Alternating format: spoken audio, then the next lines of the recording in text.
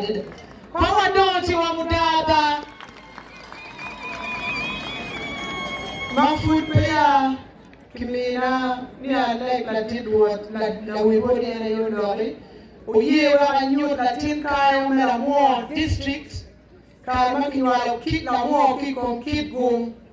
Amo iwala Latin kaya nyama makiluani mego Sara Daniela Ocheng woman MP Machon. Anaba big sister.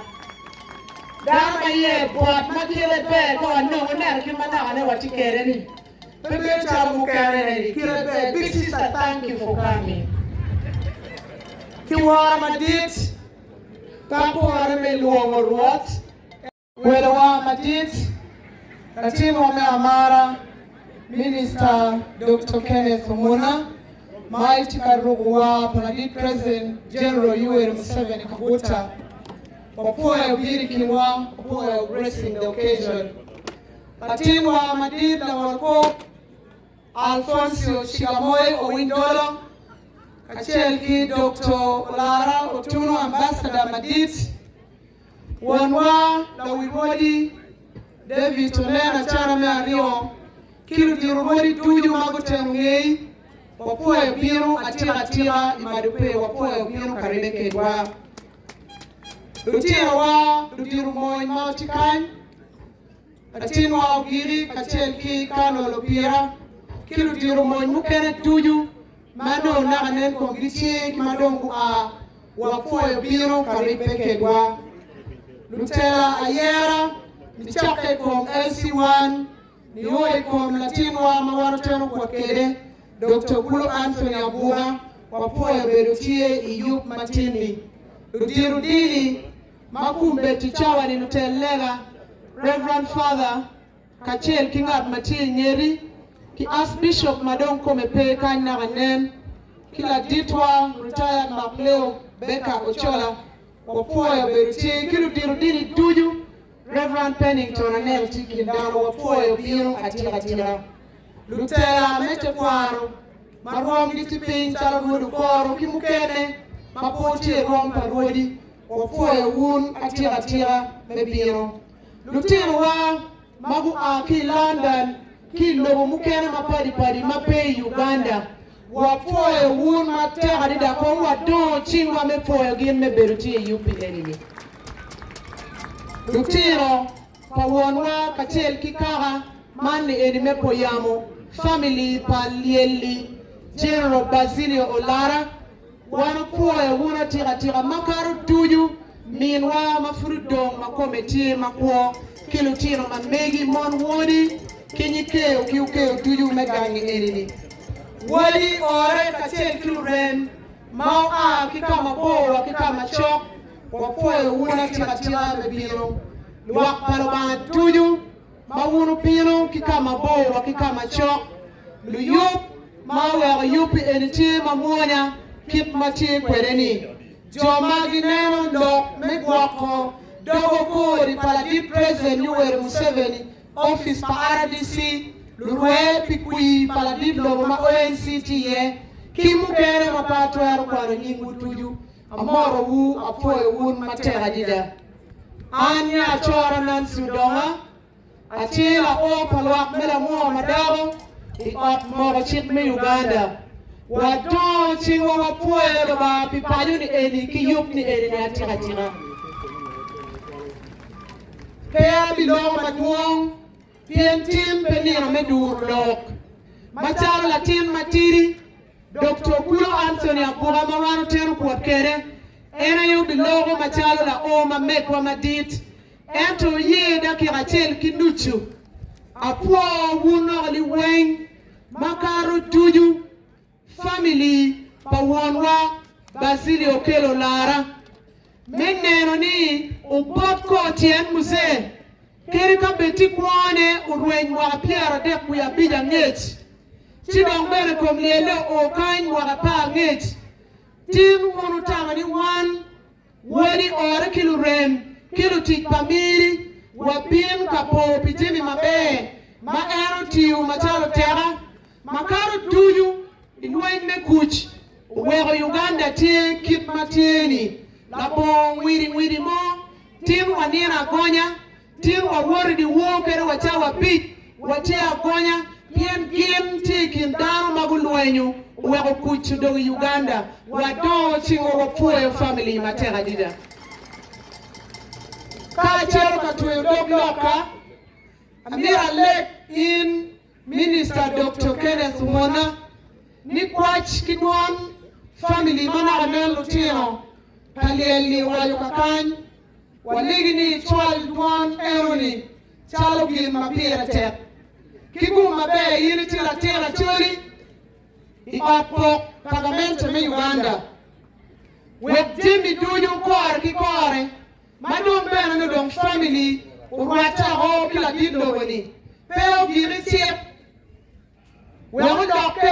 udok teach madiri maja keri ko wapoyo bitimi majwi la dipti kamiure kar ki kare ento wa meru legacy mari eru ni aye kwach ma mira wach bori kado ma git kiber ma pire tek amir ni achwal duana botero gidi ni watikiru tira choli ma pol magiro uniform chalo megini angew ni romi ni indwani pek loy kwan to mukere latin wa mo biringeri ni kanolo pira mwaka ma karo ni kimere rome ento wa noni kitich mabe ma entika tichi wala mwana pe waniro watel kinu jangech kanolo pira kwani wantu twalgiri ko chimwa chabu mwen medi wo ama poru ndonge me piro ka kwani wana chori wemego mo bero biringeri kuno alu achimego bedi mundo kai nwango pok mapol kwanye twalgonwa wambero wachwala ento ka yimbere waju irumi maitiri lo eni beru be wako pen mapu riago di waju ni kawa tima pol wawaru wat mini ye wawaru mano no ento wawaru mapu wekie matero ni guberinge tukuno amita po wundo maripei niki mabe mawanu neno ki payo ni enini ubot ko tiem basili olara jima pol maki tiyu maki waju mako atweru kwaro ne tum kakany uwego bed nyigien mawunu keri kuo windi kalma meku mira po mego atira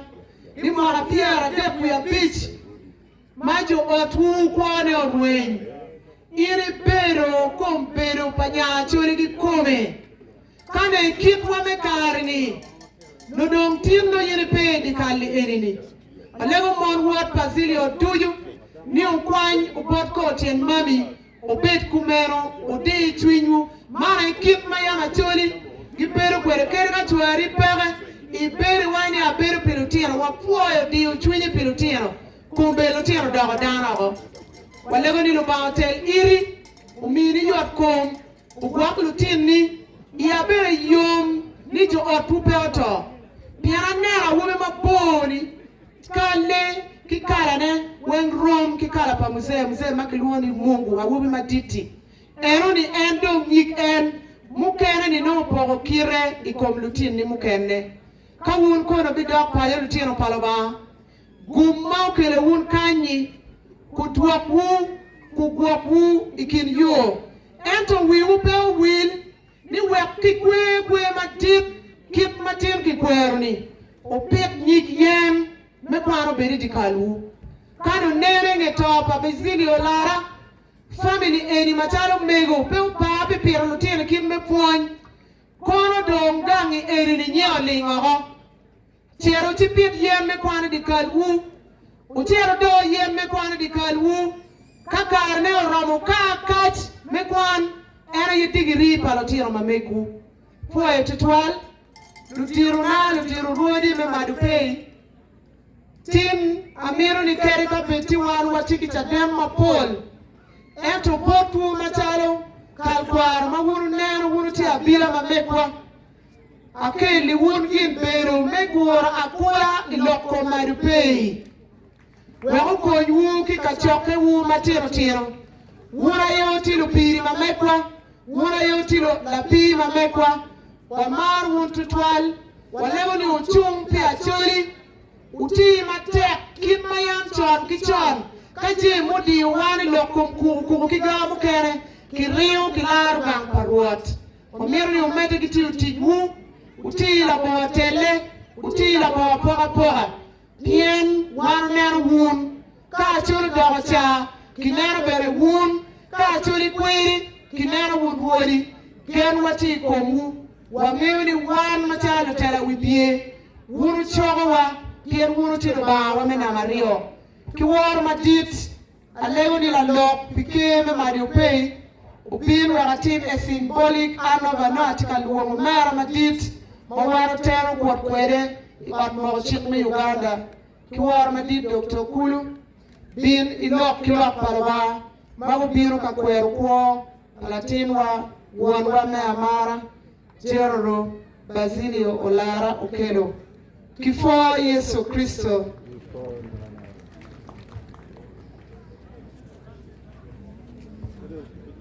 Atama skari paru rompino